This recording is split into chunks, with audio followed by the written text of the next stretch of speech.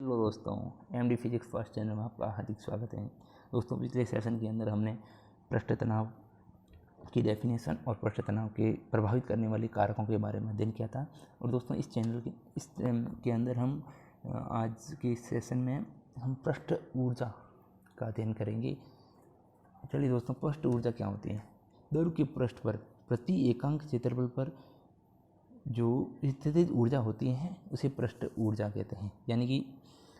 यानी कि दोस्तों, इसको अगर आपको समझना है तो आप इसको ऐसे समझ सकते हैं कि यह एक बीकर है। ठीक है दोस्तों, इस बीकर के अंदर आपने यहाँ तक जल भर दिया है। ठीक है, यहाँ तक ये जल भरा हुआ है। इसके यहाँ पर एक अणु है, इसको हम ए नाम दे देते हैं, और इसकी सतह पर कई अणु स्थित हैं। ये अणु हो गया, ये हो गया, ये हो गया। अब जो ये अणु है ए, इस पे सभी दिशाओं से, क्योंकि सभी दिशाओं में इसका जो द्रव है तो समान बल लगेगा, इसके कारण इस पर जो परिणामी बल लगता है वो कुल डेल एफ है। कुल परिणामी बल वो इसका 0 हो जाएगा। लेकिन ये जो सतह पर स्थित अणु है, इसका जो परिणामी बल है वो जी शून्य नहीं होगा, क्योंकि इसमें अंतराणुविक आकर्षण बल के कारण इसमें नीचे की ओर तो बल लगेगा, लेकिन ऊपर की ओर कोई बल नहीं लगेगा, जिसके कारण ये नीचे की ओर खींचे हुए महसूस होते हैं। और ये सतह हैं जो तनी हुई महसूस होती हैं। अब हम अगर इसके अंदर स्थित ए अणु को इसकी सतह के ऊपर लाना चाहते हैं, तो जो ऊपर स्थित अणु हैं इनके कारण अंदर जो अंतराणुविक आकर्षण बल लगता है उसके विरुद्ध एक कार्य करना पड़ता है। तो इस अंतराणुविक बल के विरुद्ध जो कार्य है वही हमारी जो पृष्ठ ऊर्जा होती है वो होती है। चलिए दोस्तों, आशा करता हूँ कि आपको डेफिनेशन समझ आ गई होगी। और इसकी जो इकाई होती हैं जूल प्रति मीटर स्क्वायर होती हैं, वो एसआई के अंदर है, इसका मात्रक है या इकाई मान लेते हैं, यूनिट है। और इसकी विमा है mt-2। ये कैसे हुई दोस्तों? तो कार्य की विमा क्या होती हैं?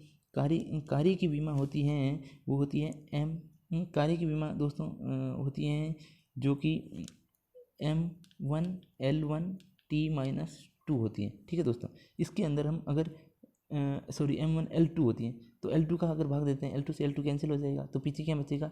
m1l0t-2। ठीक है दोस्तों, ये आपको समझ आ गया। इसके बाद एक पॉइंट आता है, वो है द्रव की बूंद या साबुन के बुलबुले की त्रिज्या में अगर वृद्धि कर दी जाती है तो कितना कार्य करना पड़ता है। वो बूंद के लिए अलग कार्य होता है और साबुन के बुलबुले के अलग होता है। तो हम बूंद के लिए W इक्वल टू क्या होता है? 4πt/r2² - r1²। ठीक है, और साबुन के बुलबुले, क्योंकि साबुन के बुलबुले की जो मुक्त सतह होती हैं वो कितनी होती हैं? दो मुक्त सतह। ये इंपॉर्टेंट है, इसको याद रखना। 2 मुक्त सतह के कारण इसमें जो बूंद वाला फॉर्मूला है उसको 2 से गुणा कर दो, यानी कि 8πt/r2² - r1² हो जाती हैं। अब हम क्या करते हैं कि एक बड़ी बूंद को अगर छोटी छोटी बूंदों के अंदर विभक्त कर दे तो कार्य कितना होता है? उसके लिए सीधा है कि जो r त्रिज्या की एक बूंद है उसको आप n बूंदों के अंदर विभक्त करते हैं जिनकी समान त्रिज्या है, वो है r है। तो उसका आप सीधा सूत्र याद कर लो, W equal to 4πr² n⁻⁴ - 1। दोस्तों, मैं कंपटीशन के लिहाज से पढ़ा रहा हूँ। इंडियन एयरफोर्स के अंदर आपको ये सीधे फॉर्मूला बेस्ड क्वेश्चन आते हैं और सीधे फॉर्मूले ही याद करने चाहिए।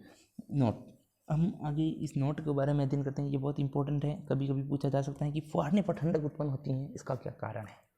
तो दोस्तों, अगर फुहारने पर एक बड़ी बूंद है, पहले माना एक बड़ी बूंद को आप छोटी बूंदों के अंदर कन्वर्ट करते हो, तो छोटी बूंदों का जो पृष्ठ क्षेत्रफल है, छोटी बूंदों का पृष्ठ क्षेत्रफल क्या होगा? बढ़ जाएगा।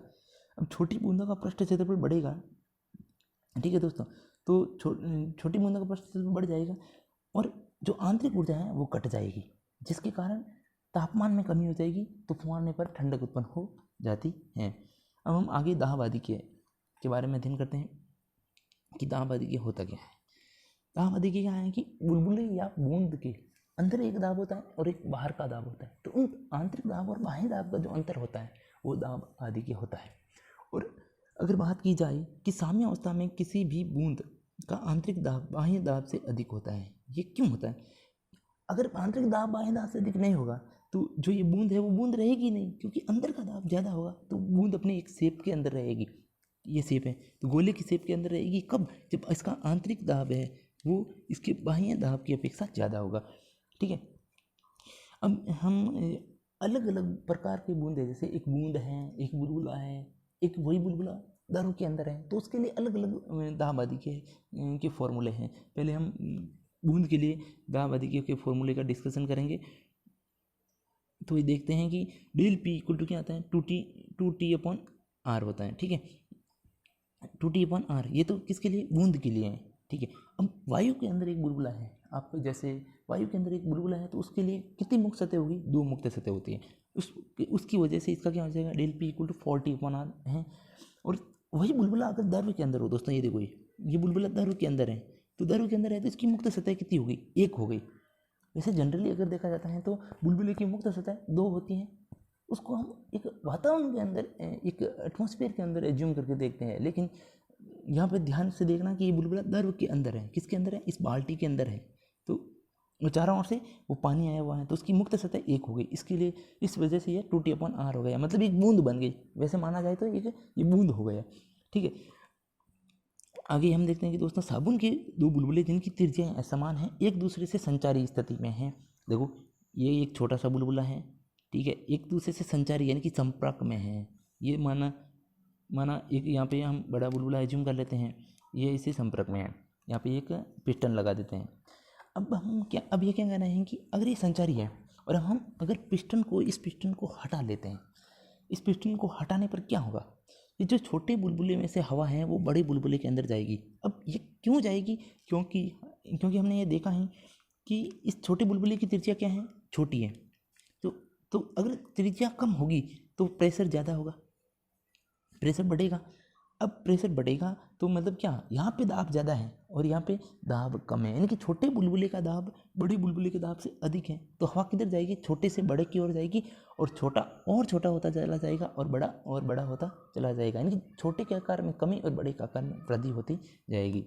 ये तो आशा करता हूँ कि आपको ये अच्छी तरह से समझ आ गया होगा। अब हम जो ये फॉर्मूले पढ़े हैं इन पे बेसिस पे कुछ क्वेश्चंस हैं, उन क्वेश्चन को लगा लेते हैं। दोस्तों ये क्वेश्चन एग्जाम की दृष्टि से भी अच्छा है, देखिए कितने एग्जाम के अंदर आ रखा है इसीलिए। और ये भाषा थ्योरी बेस पे क्वेश्चन है। इसमें क्या है कि 2 छोटी छोटी बूंदें मिलकर एक बड़ी बूंद बनाती हैं, इस प्रक्रिया में क्या होता है, मतलब 2 छोटी छोटी बूंदों को अगर आप मिला के एक बड़ी बूंद बनाओगे तो क्या होगा, ऊर्जा मुक्त होगी या ऊर्जा अवशोषित होगी, या ऊर्जा न तो मुक्त होगी ना अवशोषित होगी। तो दोस्तों इसको हम सीधा एक थ्योरी बेस पे याद कर सकते हैं कि जब 2 छोटी छोटी बूंदें मिलेगी और एक बड़ी बूंद का निर्माण करेगी तो जो पृष्ठ ऊर्जा है वो मुक्त होती है। अब आप ये कह दोगे कि जो पृष्ठ ऊर्जा है वो उत्सर्जित क्यों होती हैं या मुक्त क्यों होती हैं, तो इसका भी एक रीजन है, क्योंकि इन 2 जो छोटी छोटी बूंदें हैं, ये 2 छोटी छोटी बूंदें हैं, तो इन 2 छोटी बूंदों का जो पृष्ठ क्षेत्रफल है वो बड़ी बूंद है उसके पृष्ठ क्षेत्रफल से भी ज़्यादा है। ये पृष्ठ क्षेत्रफल है, इस बड़ी बूंद के पृष्ठ क्षेत्रफल से इन 2 का पृष्ठ क्षेत्रफल ज़्यादा है, जिसके कारण क्या होगा, इसका पृष्ठ क्षेत्रफल ज़्यादा होगा। तो इसमें जो ऊर्जा है, इसके बनने में जो ऊर्जा है कम लगेगी और बाकी ऊर्जा वातावरण को दे दी जाएगी। ऐसा कर दो, ये क्वेश्चन आपको समझ में आ गया होगा। अगला क्वेश्चन लेते हैं।